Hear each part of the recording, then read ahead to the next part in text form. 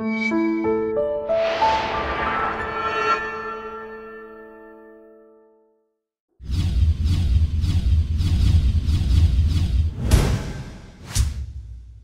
everyone, I'm Captain Logan and welcome to the Speedy and Impatient Comic Vault. Today I'm going to talk about an old issue, The Flash, that came out just a year before I was born, 1983. This is The Flash, number 319. This was written by Cary Bates with art by the legendary Carmine Infantino, and my copy's not in the best of shape, but you know, good enough to read. I found this on my trip to 64 Galore, down 64 Galore in Arkansas recently, about 150 miles of yard sales they do every year that weekend, and Brandon and I went and found all kinds of really cool stuff. I bought a couple hundred comics on that trip between flea markets, comic book stores, and going down 64 through all those yard sales, and this is one of the books I found. I thought it'd be neat to go ahead and review this with The Flash Season 2 starting, and I was kind of in a Flash mood, so I thought I'd read this and see what The Flash was like during this period. As a lot of folks know, I'm not the biggest Flash fan. I'm not super familiar with the character outside, or as familiar as I am with other characters, and so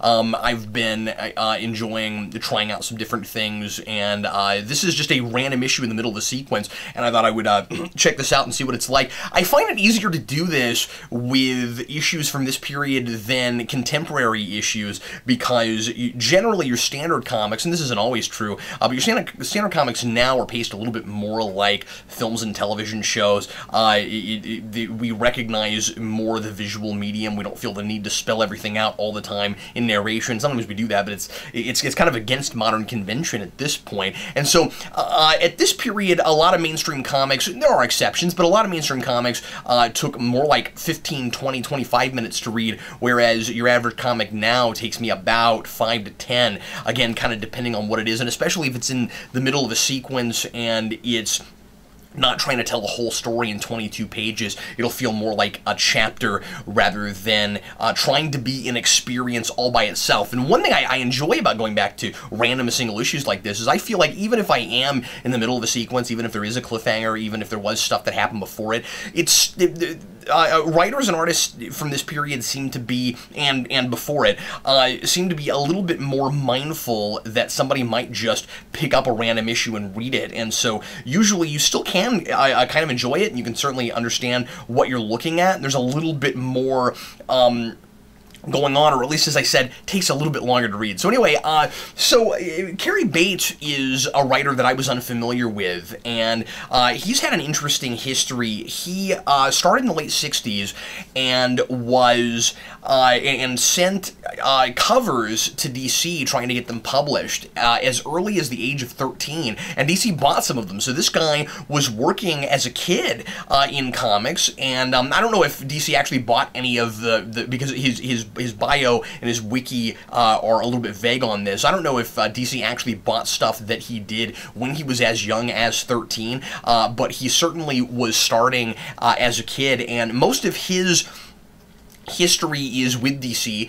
Most of his career, he's known for primarily writing Flash and Superman comics. He did a little bit of Supergirl. He did different things here and there, and then he did a couple of Marvel things, but mostly DC stuff. And he wrote a story called The Trial of the Flash, where just before that, he's had the Flash accidentally kill the Reverse Flash, and then he goes on trial for it. And that is a pretty major story from the mid-'80s, and I'd like to get my hands on that and review that at some point. So anyway, this is in the middle of his run, and what, first of all, before I get into the story, I just wanted to mention that there is an ad for the Spider-Man Atari game right at the beginning of this, and one of the reasons I love reading old comics and getting the original editions as opposed to buying them in print is to see old print ads. And I keep thinking about starting a show on print ads, and it's just a matter of finding the time to do yet another series here on the channel. But every time I see cool print ads like that, I always want to do a show and talk just about the print ads. But it's kind of fun. Video games were so new that at the top it says Spider-Man video ad action game cartridge, and it was available for the Atari 2600 and the Sears system. I just wanted to mention that because I thought it was amusing that that was there. Anyway, lots of Atari stuff in this issue. What happens at the beginning of this is we see that there's this new superhero who's kind of bumbling in over his head, doesn't really know what he's doing, named Captain Invincible. Yeah, like Alan Arkin in The Return of Captain Invincible, the silly B-movie musical with Dr. Midnight, played by Christopher Lee. Anyway, he has accidentally knocked Flash off a building. He's trying to help the Flash, but he's got the super strength that he doesn't quite have under control, and he's knocked them both off a building.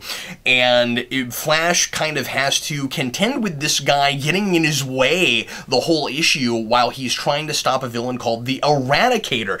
Lots of characters in this issue that sound like characters we know that have nothing to do with them. So this is not the Eradicator that was created in 1989 and eventually was part of the Reign of the Superman arc after Superman died. It's not that Eradicator. It was created, of course, only a few years before that guy, and they have some things in common, certainly. I mean, they're both trying to destroy the criminal element, and they'll go to any lengths, and they don't discern at all between who they kill as long as they deem that person a criminal. And that was the big problem with the Eradicator when he pretended to be Superman. I mean, they have that in common. As far as I can tell, they are not in any way the same character. I did a little bit of research on that, and Eradicator's creation, the Superman version, was in 1989. But kind of interesting that this guy did quite a bit of Superman, and that the Eradicator is already this DC character. I don't know if that was a conscious decision to retool the character, retcon this, create a new character, if it's just another guy named that. But anyway, I thought it was really interesting that not only do those dates line up weirdly, where the Eradicator, the Eradicator I know only came out a few years after that, but this was also the year that The Return of Captain Invincible came out. Now, this is dated March of 1983, and I'm sure that movie was later, and it was also not a wide release, and I really doubt if this guy was aware of that movie. But what a bizarre coincidence that you would have two characters named that happen in things in the same year. And of course, this guy is nothing like Alan Arkin's Captain Invincible. He is, as I said, kind of bumbling, and he seems like sort of a fanboy to me. He's really in over his head, and he's really naive, and he thinks he knows exactly what he's doing, but he doesn't. And he's really awkward and says a lot of really bizarre things. Like I said, he's got super strength, and at one point he tells Flash that he calls his strength cardio strength, but he doesn't want to reveal yet to the Flash why it's called that. Okay, why is that a big secret? If you have if you're gonna call your superpower something, and you want to keep it a secret as to maybe, I mean, I don't know why it's a secret. As to maybe it's because you don't want Flash to know your origin. You don't want Flash to know where it comes from. I'd say cardio strength sounds like you probably get more strength built up the more you run, the more you pump your heart, build up your a cardio workout. That'd be my guess. But here's an idea. If you don't want anybody to have any clue about anything like that, how about you not name your power something? So weird. But this goofball with this kind of costume, you can't be at all surprised that he's doing that. This is a guy that I would love to see show up in the Flash TV show. I'd just love to see what they would do with him. Anyway, so you've got this guy, the Eradicator, who used to be a senator who wanted to crack down on crime. Or at least I think he was running for senator. I forget. Anyway, and he gives a speech and he wants to crack down on crime. Well, there's a criminal element that doesn't like that. It's really it's funny how totally kind of broad that is, where it's just like, oh no, he's going to be hard on criminals. We better get rid of him before he gets elected. And so they make the mistake of throwing him into a pit of radioactive material, which I guess they recently, this is some local gang or something, that I guess they recently had dumped some radioactive material, and they're like, I know that's a good place to put him. You never, I mean, that's such a rookie mistake in a comic book world. If you are a bad guy, if you're a thug, don't dispose of bodies anywhere, and especially don't put living organisms anywhere near radioactive material, because that's going to be the origin for a superhero or a supervillain, and indeed that's exactly what happens. Now, this is a bizarre supervillain origin, where this guy builds a second personality that's basically his subconscious come to life that takes over the senator's body, and he is all about just wanting to eradicate the criminal element, and like I said, doesn't really discern between different criminals, and it's basically taking that good ideal and going too far with it and making it completely take over and oversimplify. The thing I don't like about it is that toward the end, he is willing to kill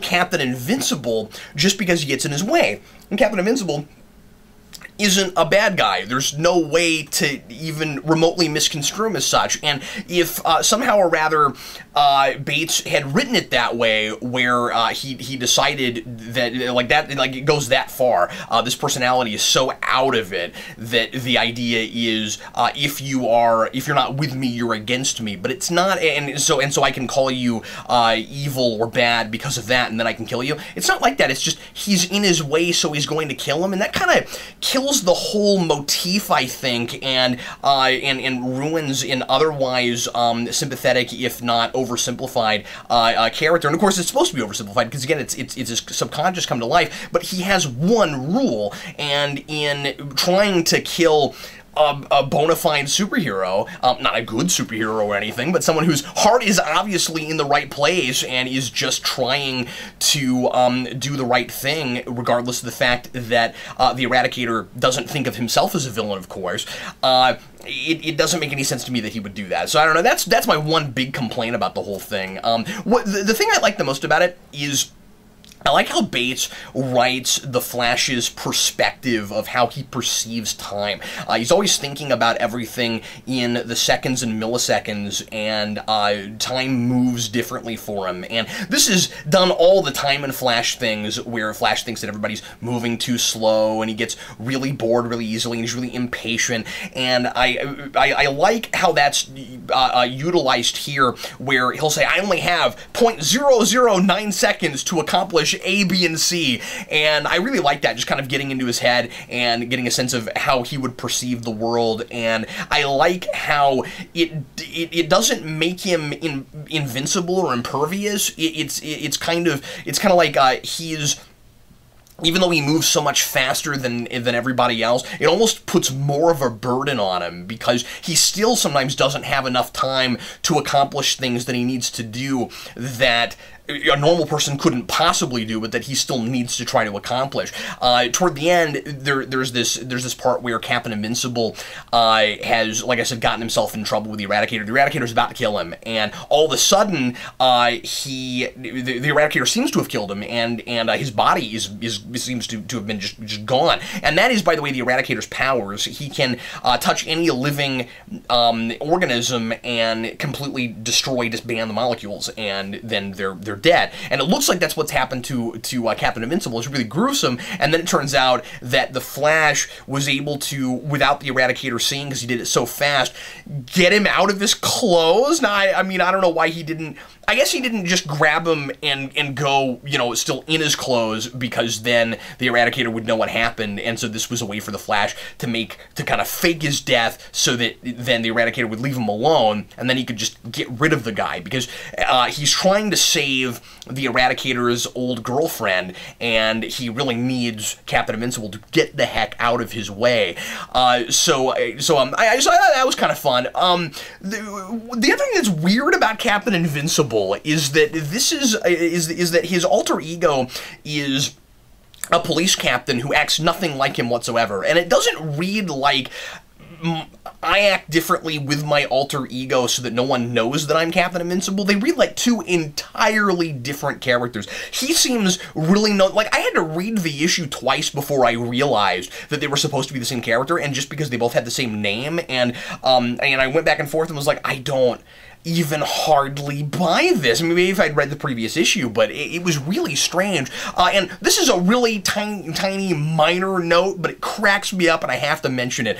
He gets this box from the Eradicator that is supposed to like lure him there, and he's promised the Flash that he won't go barreling in without the Flash's help, but he decides that he just can't help himself. So he opens up this box that the Eradicator has sent to him, and it clearly has, this is such a silly thing to talk about, it clearly has tape, like visible tape, going between the two flaps at the top of the box, and you can see daylight in between, right? And then the next panel, Infantino has drawn this so that he's completely ripped to shreds the top of the box, and obviously all he had to do was just pull the two sides apart, but it looks like he's just like completely ripped it up like a 5-year-old, and I don't know, I thought that looked really, really funny. There's some fun nods to things here and there. I like that Captain Invincible says that he has powers beyond those of mortal men, and the Flash says, you know, I feel like I've heard that somewhere before, and of course that's from the old Superman serials. Anything else I wanted to mention? Let me just check my notes real quick here. There is, there's also this thing with the Green Lantern Corps. Tomar-Ray has some kind of important message from the Guardians, and they can't use Hal Jordan because he's in trouble again. And I guess it's always Hal Jordan. Sometimes he's in really big trouble and he's not being utilized.